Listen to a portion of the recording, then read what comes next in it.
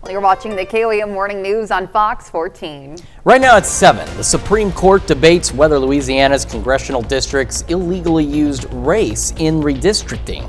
Also, Newton County authorities charge a Joplin man in connection to this week's shooting incident. And take a look at that sunrise this morning. Looks absolutely beautiful out there. Got a pretty decent day ahead of us. Clouds increasing later, still well above normal. Look at your forecast coming up. The 4 states' most watched news starts now. Well, good morning and welcome to the KOAM Morning News on Fox 14. I'm Elise Snowy. I'm Chris Warner. It's just after 7 a.m. on this Thursday, October the 16th. And we've been telling you all week, but today is the day. This is Elise Snowy's last KOAM Morning News on Fox 14. I know it's hard to believe that it's come so fast, but it's been an absolute blast. Of course, Chris, thank you so much. It's been a pleasure to share the couch, the desk, just the studio with you, and of course to the morning team. Thank you guys so much, and just everyone at KOAM who's made my experience my first job in broadcast journalism something to remember for sure. Well, we certainly have enjoyed having you here. We're certainly going to miss you. Know you're heading back home, closer to family and friends. Very important, but you are certainly going to be missed here at KOAM. And the Supreme Court discussing some things this morning. Yes, the Supreme Court heard arguments yesterday in a pivotal case that could determine the future of race-based congressional redistricting. The outcome could have major implications for the 2026 midterms. And Connor Hansen reports. What role should race play when a state divides voters into congressional districts? Louisiana's zigzagging districts were the subject of intense debate Wednesday at the Supreme Court.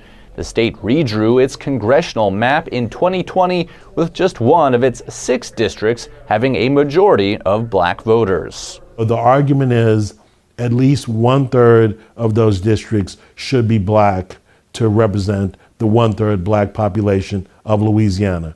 Civil rights groups sued and won, paving the way for the creation of a second majority black district, Louisiana's 6th. Opponents argue it's the result of an illegal gerrymander based on race. The avowed purpose of drawing a majority black district is to diminish the voting strength of some racial groups and augment the voting strength of others. Section 2 of the landmark 1965 Voting Rights Act bans maps that dilute the voting power of minority voters.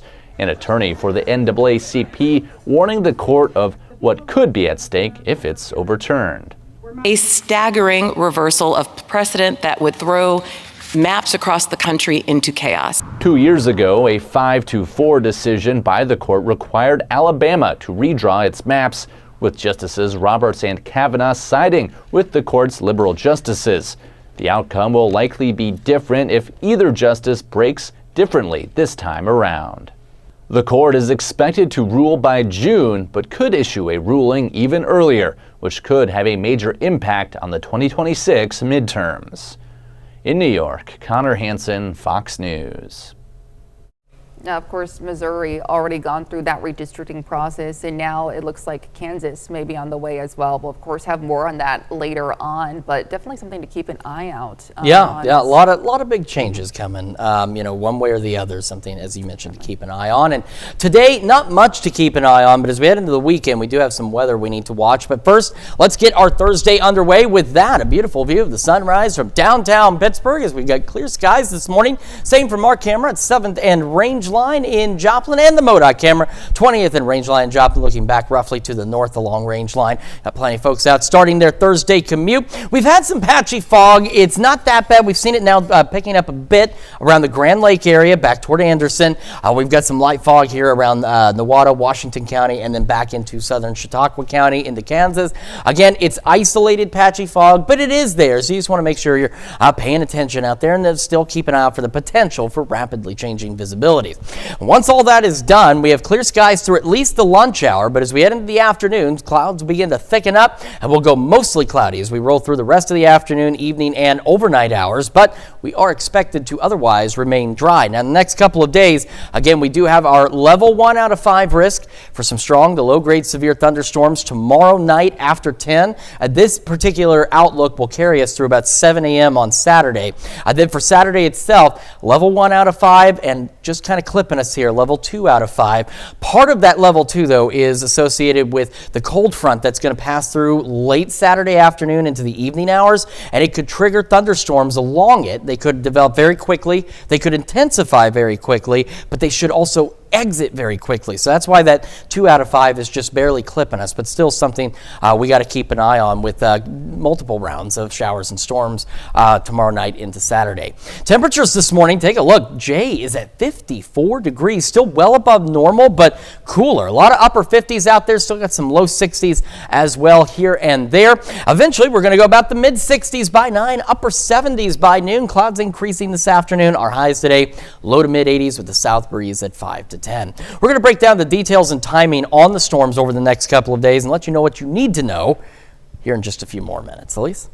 All right, Chris, thanks. Well, Crawford County commissioners hold the key to a $500 million solar farm project near Mulberry.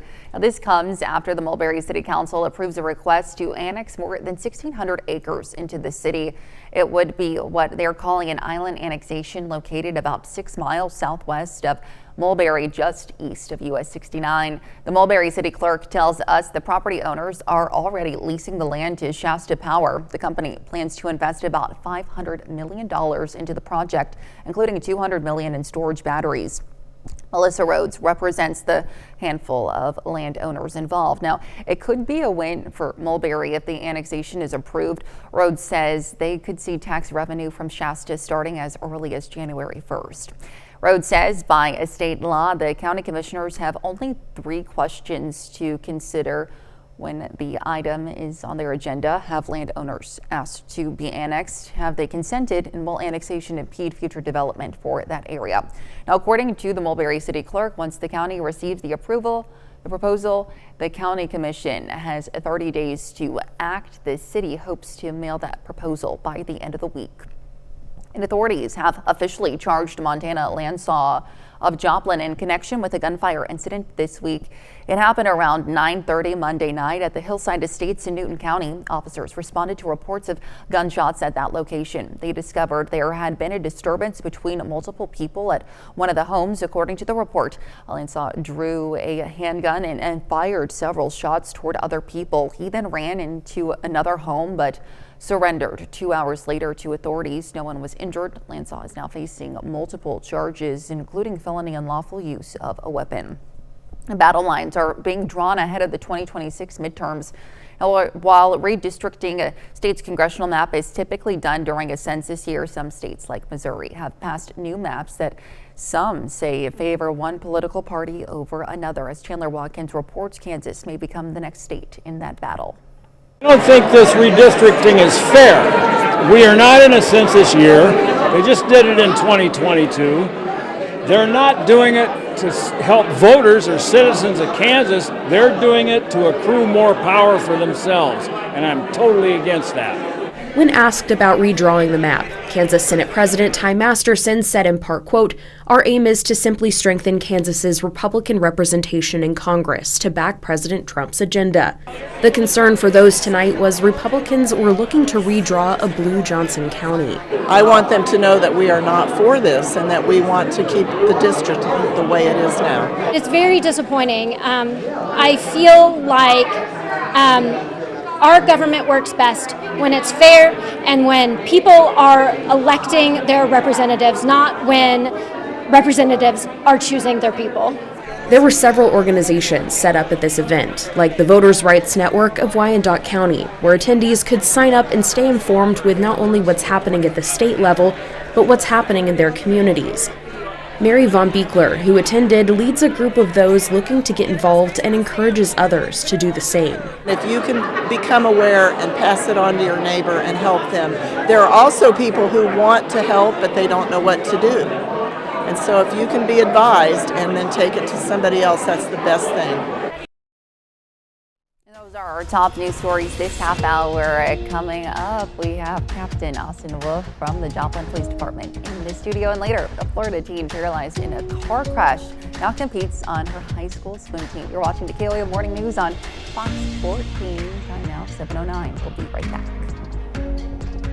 Welcome back. Families in Crawford County who are struggling to make ends meet could soon have access to a new kind of support system. We have Pamela Thompson with the Family Resource Center here to share more about the opportunity. Good morning. Thank you so much for being with us this morning. We're happy to have you. So for those who might not know what the Family Resource Center is, just give me kind of an overview of that and what folks need to know about this information session you guys are having. Yeah, the Family Resource Center is a variety of things. They have great information for families and then also provide daycare and preschool in Pittsburgh. Fantastic. And so families who might be going through some struggling times have an opportunity to learn more about what you all do and some resources that are available in the county. Talk to me a little bit about that meeting and what folks need to know. Yeah, on Monday we'll be having a meeting to determine if there's a need in the county and to kind of rally around supports, be able to get agencies and partners that want to come together and see if this meeting would be valuable for our families. We have a lot of families who are struggling and we want those families to have the resources they need. So through my work, through the Family Strong Grant, through the Resource Center, we've been able to kind of determine that this would be a good fit for our area. We'll have to see what the community says. It does require a lot of work and a lot of resources. Sure, absolutely. Talk to me kind of a little bit more about that work, how vital that community support is, and really, you know, folks hearing this morning, they might know someone, they might be the one to come in and help themselves. What are you looking for specifically? Yeah, we're looking for anyone who wants to be involved, anyone who would like to help take care of children. Our meetings are every week for 20 weeks, and we work with families to be able to determine what kind of needs they might need. We need agencies, we need people who just want to donate their time and also donate their money. Wonderful. Is this a new initiative or have you guys done work in different counties? It's a new initiative for Crawford County. Yes. It is across the state. It's through ASDEC, so it's a state agency. There is a sister program in Fort Scott, and they've been going on for a couple of years and are very successful. Wonderful. And now if people want to find out more information about this this meeting, if they want to get involved, contact you, where can they do so? Yeah, they could email me would be the easiest way, Pamela@frcpittsburgh.org. Wonderful. Anything else that folks need to know before Monday's meeting? Nothing really. I just think that it's a really great program. We've had great success in Fort Scott and across the state, and I just love for people to come out. Absolutely. Well, Pamela, thank you so much for your time today. We're happy to have you. You're welcome. Thank you. Of course, we'll be right back. Welcome back to the KOAM Morning News. It's 7:17 now on this Thursday morning, and for our day today, we're going to have clear skies through about the lunch hour, and as we roll into the afternoon, we're going to see clouds begin to increase. They'll probably increase pretty quickly. It's going to go mostly cloudy pretty quick this afternoon into the evening hours. Future track suggesting a sprinkle or two is possible, not out of the question, but any rain chances ahead of tomorrow night's storm chances are very, very low at this point, but we could get a sprinkle or two. In fact, we'll actually clear out rolling into Friday afternoon. We're also going to have gusty south winds pushing about 25 miles an hour or so. Here's where that clearing begins. And so we get some sunshine, we get warm air, we get some moisture, we set the stage for some stronger storms. Now, again, an emphasis, this is not a significant severe weather outbreak by any means. And I know I've seen some social media posts from some of these other weather people who are probably still in middle school in some cases, maybe, that are you know, putting out tornadoes, typhoons, and earthquakes are all coming this weekend. That is not the case, at least not for our region. But what we are looking at is those thunderstorms. Now, by about 10 o'clock Friday night, we start seeing initially just some isolated scattered showers and storms, and as we go after midnight, storm chances begin to increase. So now we've got Burlington, Yates Center, Fredonia, Eureka, Howard, thunderstorms. Some of those could be strong to low-grade severe. That first complex moves east, so now Fort Scott, Nevada, Butler, Lamar, Pittsburgh, strong low-grade severe storms, maybe some stronger storms on the south edge of that as well by 4 o'clock Saturday. Then it kind of congeals into this bigger cluster of thunderstorms, which could still be strong to low-grade severe. So Fort Scott, Chinook, Parsons, Coffeyville, Newata, Veneta, Miami, Joplin, Carthage, Lamar, Jasper, Nevada, Stockton. Kind of getting the idea here. The concern we have, of course, is with Maple Leaf. You know, we're talking 40, 50,000 people out there for the parade and the festivities on the square following. Leading into the parade, honestly, looks to be about the most problematic part of tomorrow's festivities. And if you're doing anything tomorrow morning, let's say you're getting ready for heading out to a pumpkin patch or a corn maze, anything that's outdoors tomorrow morning, you should probably put it off. As for the parade, we've spoken with Julie Reams. You know, rain or shine, it happens, and it has rained before. It's just a rare situation where we have that threat of severe weather associated with the parade. So that's why we're all watching it very closely. You need to watch it very closely as well, especially vendors too, because the main concern with these storms is going to be for the damaging wind gusts. So food trucks, tents, canopies, things like that may not be the best place to be if we get stronger storms with strong winds out there. By the parade start, we still have showers, thunderstorms, another complex moving into southeast Kansas, northeast Oklahoma by 9 a.m. These could also be strong to low-grade severe. Future track shows that maybe the rain even lets up for a minute during the parade on Saturday, but it doesn't take long before more showers and storms push on through. Now, by noon, we're done. For a little bit at least. Skies will begin to clear out. Winds really pick up. We're talking some gusty winds, 30, 35 miles an hour possibly, as we head into Saturday evening. Then that front approaches. That's part of why the winds pick up. Now, Future Track's having a bit of a hard time with it, but you see this line of clouds and a few showers. We have another round of storms that's expected late Saturday evening. Now, there's some things that are expected with this line as well. One, it could develop very quickly. Two, the storms that develop along this line, which is really riding the I-44 corridor here up towards Stockton, could intensify very quickly. But three, they're expected to move out very quickly as well. So a lot we got to keep an eye on in the evening. So this is going to be tomorrow night from 10 p.m. through about 7 a.m. Saturday. It's a level 1 out of 5 risk at this point for large hail and damaging wind gusts. And as mentioned, right now, just looking at all the data, all the information, winds are going to be the primary concern. I'm not talking 100-mile-an-hour straight-line winds by any means, nothing like that. It's just any storm we get, it's going to be a greater concern with the gusty winds versus the hail.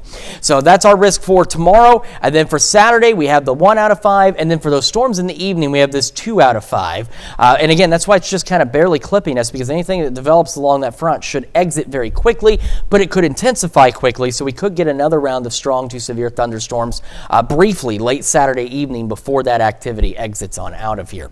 Again, as for today, clear skies to start. We do have some patchy fog here and there, not much out there right now. Should be done by 8. Low 60s. We'll go mid 70s by 11 o'clock this morning. Our highest today, once again, well above average on September 46th now. We go low mid 80s, mid 80s tomorrow, 80 Saturday, mid 60s next couple of nights. But this is the power of that cold front as well. That's where we should be. But we're talking a 35 degree drop in temperatures from our high Saturday to our low Saturday night.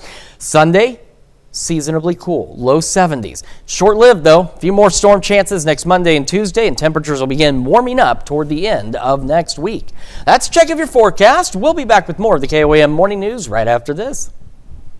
Welcome back to the KOAM Morning News. Halloween is right around the corner, even though it really doesn't feel like it, does it? But for kids getting ready for trick-or-treating, safety is, of course, a top priority for parents. Here to share some reminders, some tips. We have Captain Austin Wope with the Joplin Police Department. Good morning to you, Captain. Thanks so much for being with us. Thank you. Of course. So please talk to me about just some of the biggest issues that you guys see, some safety concerns for Halloween. Sure. Well, Halloween this year is on a Friday night. So the biggest thing, and I've said it before and I will always say it, have a plan. Absolutely. You know, when we talk about having a plan, we're talking about two different types of folks that are going to be out on Halloween. Right. We've got those that are out enjoying the Halloween festivities, and we've got those that are going to be on the road driving. Right. So for those that are going to be out enjoying the Halloween festivities, one of the biggest things is Halloween costumes by nature are generally a little bit on the darker side.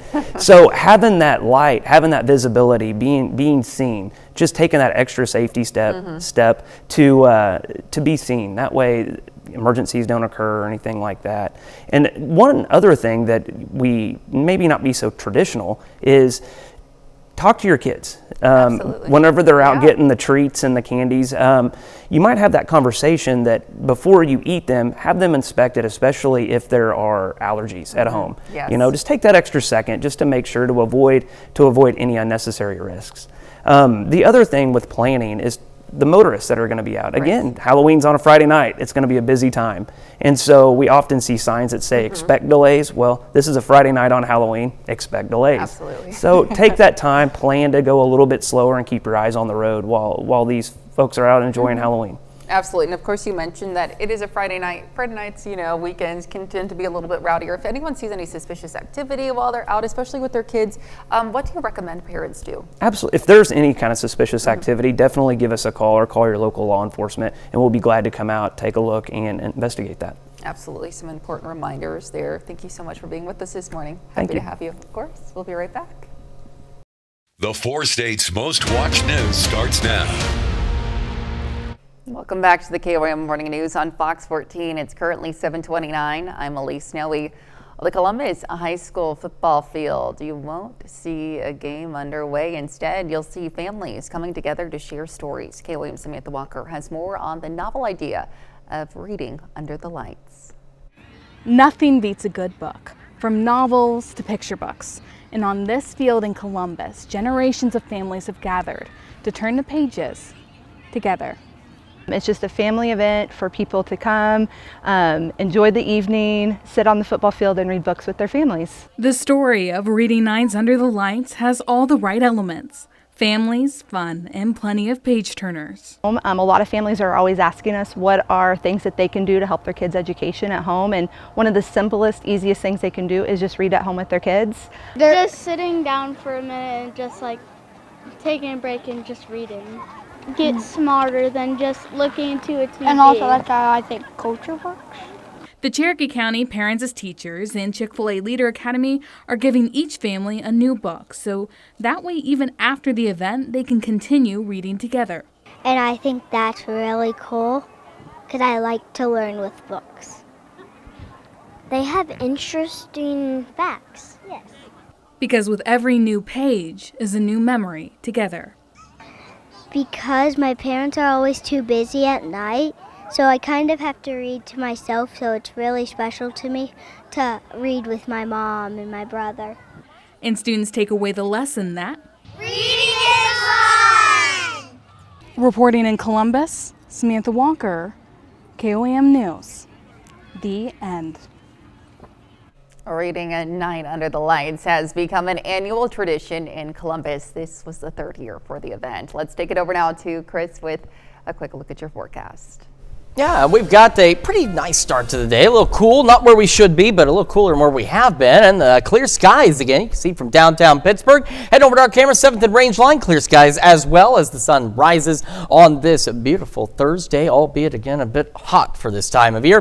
MoDOT camera, 20th and Range Line. Boy, it's 7:30. It's a little deserted, but it's not going to take another 10 minutes, and that road is going to be filled with folks starting their day. We've had some patchy fog out there, still into Washington County, southern Chautauqua and western Newada counties out there. So just be aware of that. Just watch out for the potential for some patchy, dense fog as well. It's very isolated and has been, and we should be just about done with fog by about 8 o'clock or so this morning. After that, clear skies all the way through at least the lunch hour, but as we go into the afternoon, say after 2, clouds begin increasing. They should increase pretty quickly. So we're looking at mostly cloudy skies to the rest of the afternoon, evening, and overnight, but we should otherwise remain dry. Now, we still have the potential for strong to severe thunderstorms tomorrow night into Saturday, and again Saturday evening. So Saturday is a double-edged sword. We have 2 rounds possible. So tomorrow night after 10, this really carries us from 10 p.m. tomorrow through 7 a.m. Saturday. It's a level 1 out of 5. And then we have a level 1 out of 5 again for Saturday, and a level 2 out of 5 just kind of clipping us down here, because not only could we have some strong to low-grade severe storms in the morning, we could get redevelopment as this front approaches late Saturday evening, say 6, 7 o'clock, that could intensify quickly, but should also exit our area very quickly. So we're watching all that very closely. Temperatures this morning, not too bad. Again, above normal, but cooler than where we have been. We get some mid-upper 50s and starting to see a few more low 60s building in across the region this morning.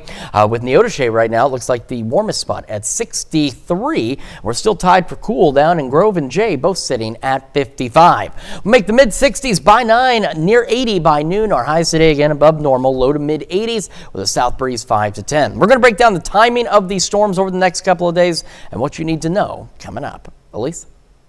All right, Chris, thanks. Well, thousands of people are looking to Saturday morning's forecast and how it might impact what is historically the largest parade in the 4 states. The annual Maple Leaf Festival Parade in Carthage typically draws tens of thousands of spectators. Carthage Chamber of Commerce President Julie Reams tells us the parade will proceed starting 9 a.m. Saturday, rain or shine. She says lightning or severe weather could force a postponement, but light to moderate rain would not. Reams says organizers are keeping in close contact with meteorologists as the parade approaches.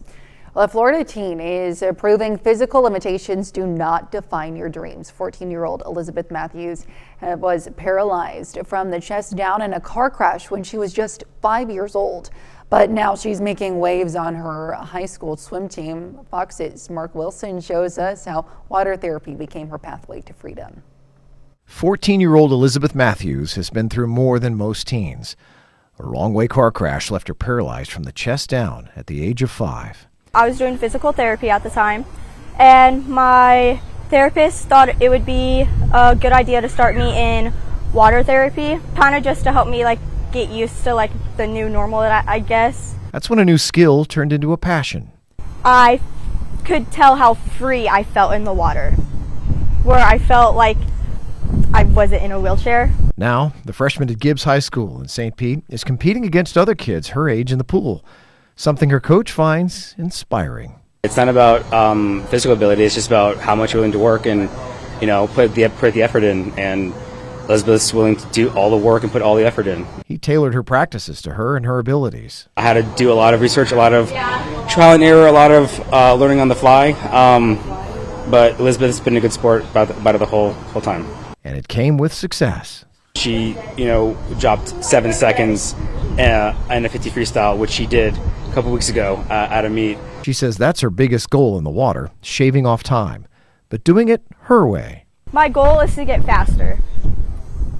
Faster is the #1 goal that I have because, like I said, I can't use my legs like everybody else can. And while the wheelchair has shaped her life, I get more tired because I don't have my legs to propel me for the speed.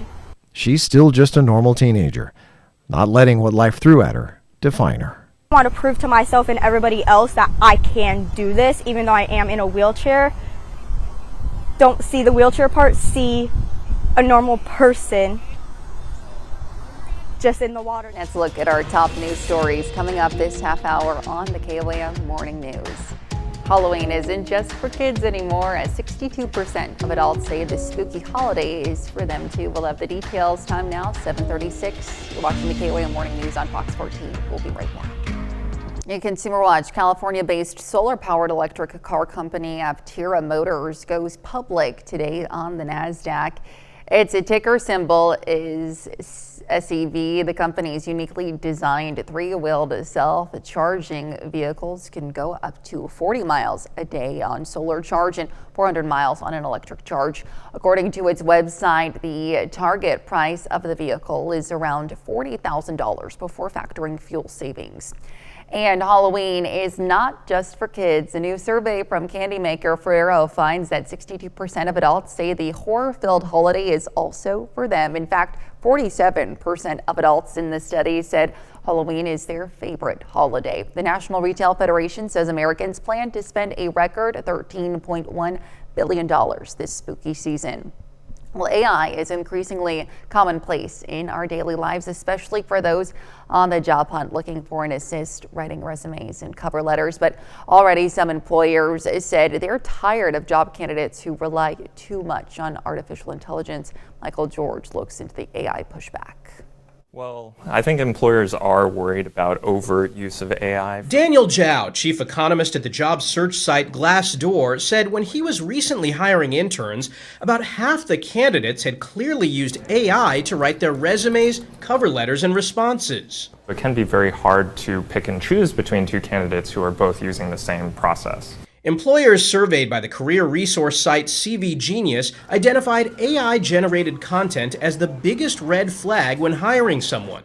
74% of employers said they can spot an AI-generated job application, and more than half said they're significantly less likely to hire a candidate who relies on AI. I think this is a huge problem that a lot of job seekers don't think about. If everybody is using AI to edit their resume, edit their cover letter, then how do you actually stand out? Zhao says AI has moved some companies to place more value on the human touch. When employers see that something is written by that candidate and they know that it hasn't been written AI, they have more confidence that that's based on that candidate's skills and experiences. Doris Biggs is currently employed at an office in New York. She says she's not against using AI, just not for landing a job. I am the personal touch kind of person. It shows your authentic self. I mean, then the person really knows. Zhao says you don't have to abandon AI entirely. There can still be a place for it in the job search. Using AI for proofreading, that's totally fine, especially if it's your resume or your cover letter. When you start to get into things that are supposed to be in your own words, that's where it's riskier to use AI. More employers looking for less artificial intelligence and more human intelligence in their next hire. Michael George, CBS News, New York. Well, experts also say personal anecdotes can help you stand out from a stack of AI-written job applications. That's a look at Consumer Watch. Let's take a look at the market prices before the opening bell. But first, let's check in with Chris.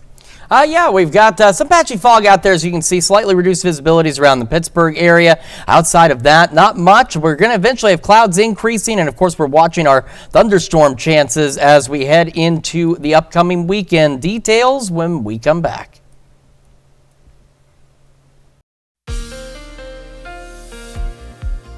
Welcome back to the KOAM Morning News. It's 7:44 now on this Thursday morning. Our future track for today is pretty straightforward. We have clear skies through about the lunch hour. After 2 o'clock, clouds will begin to increase and increase pretty quickly. So we're going to go mostly cloudy for the rest of the afternoon and evening hours and overnight. Now, future track also, you see these little green splotches. It's hinting that a sprinkle or two is possible. While that's not out of the realm of possibility, any rain chance prior to our thunderstorm chances on Friday is very low.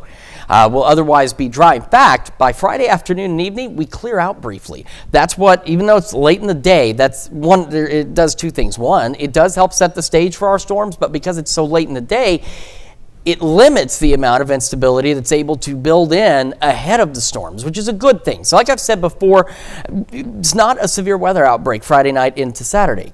Are we going to get some strong to potentially severe storms? Yes. Are they going to be wild, crazy, earth-shattering, world-ending storms, like, again, some of the social media posts from folks seem to indicate? No.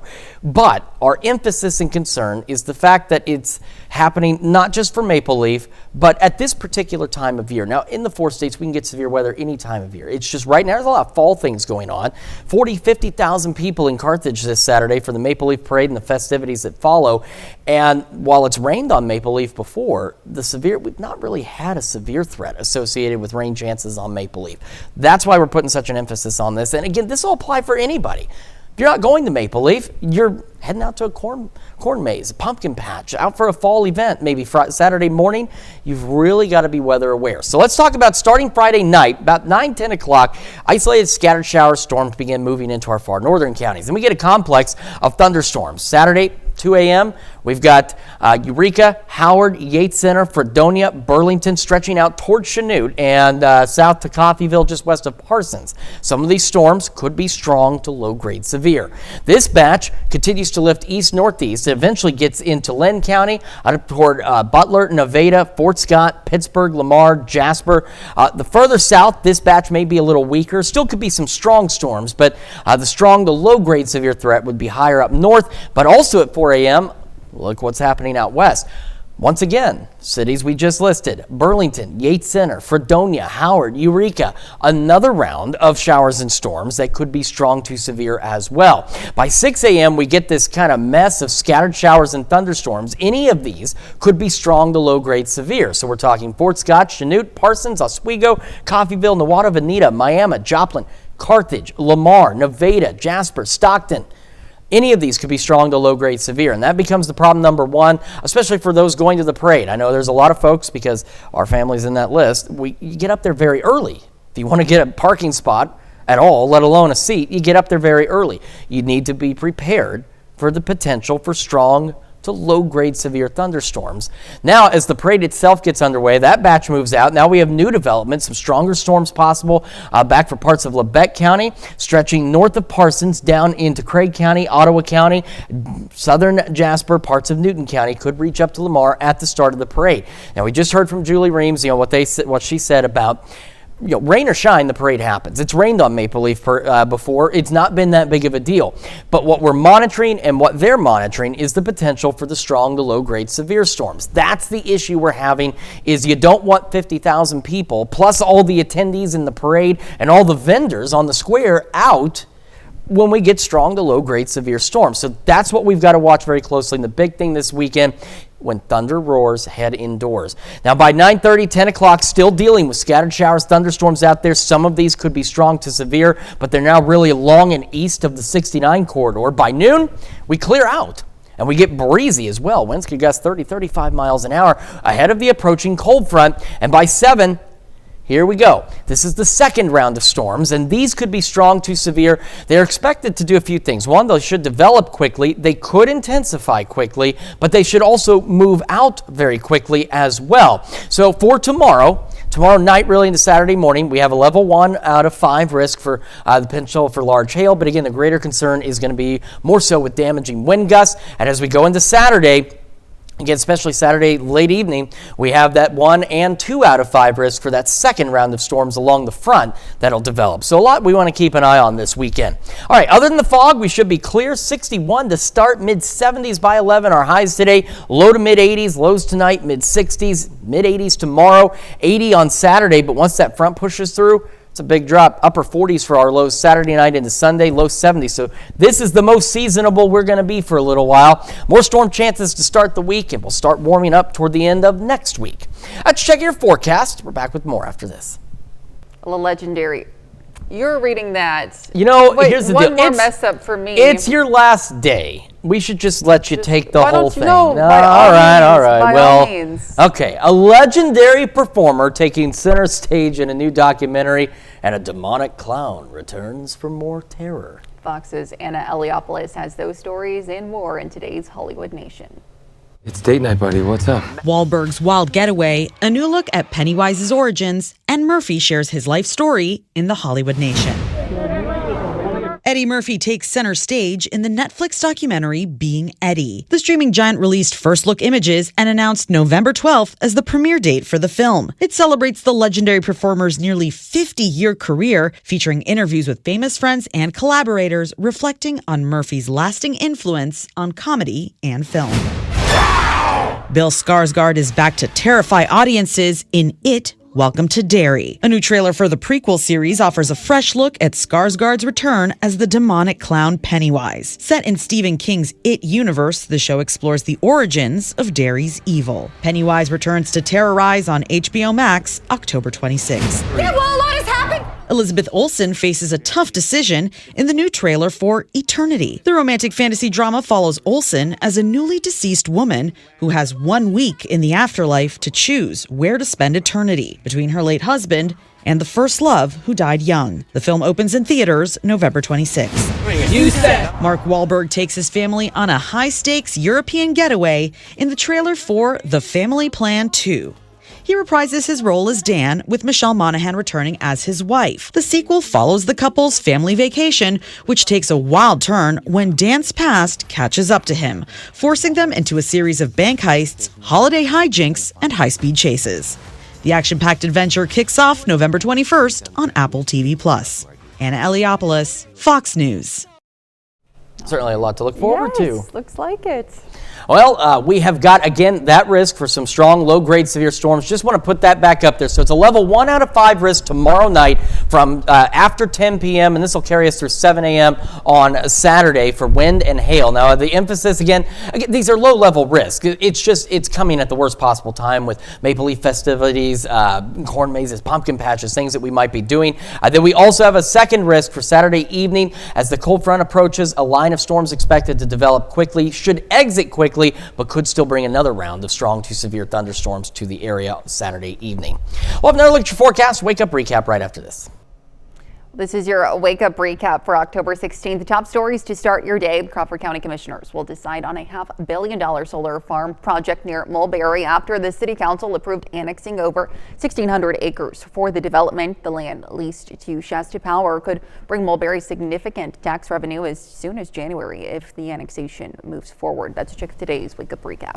All right, and a quick reminder again, tomorrow night after 10, strong to low-grade severe thunderstorms are possible across the area. This covers us through 7 a.m. Saturday. And then Saturday, strong low-grade severe storms possible as well. And then again in the evening, with an approaching cold front, a line of storms should develop. It should exit quickly, but it could also intensify quickly before it exits. So we do want to watch that. So if you're heading out to Maple Leaf or anything else Saturday morning, please be weather aware. We're low mid-80s today, mid-80s tomorrow, breezy, 80 Saturday. Look at Saturday night though, upper 40s, low 70s Sunday, our most seasonable time of this month so far. And then it warms back up again. All right, one last time, Elise Noe. Yes. This is her last show with us. Yes, thank you all. On her way out, I will let you take all the closing lines. All right, well, thanks so much for joining us. Of course, I'll see you later on today on KLEM News at noon. Thanks again, everyone. Have a great rest of your morning.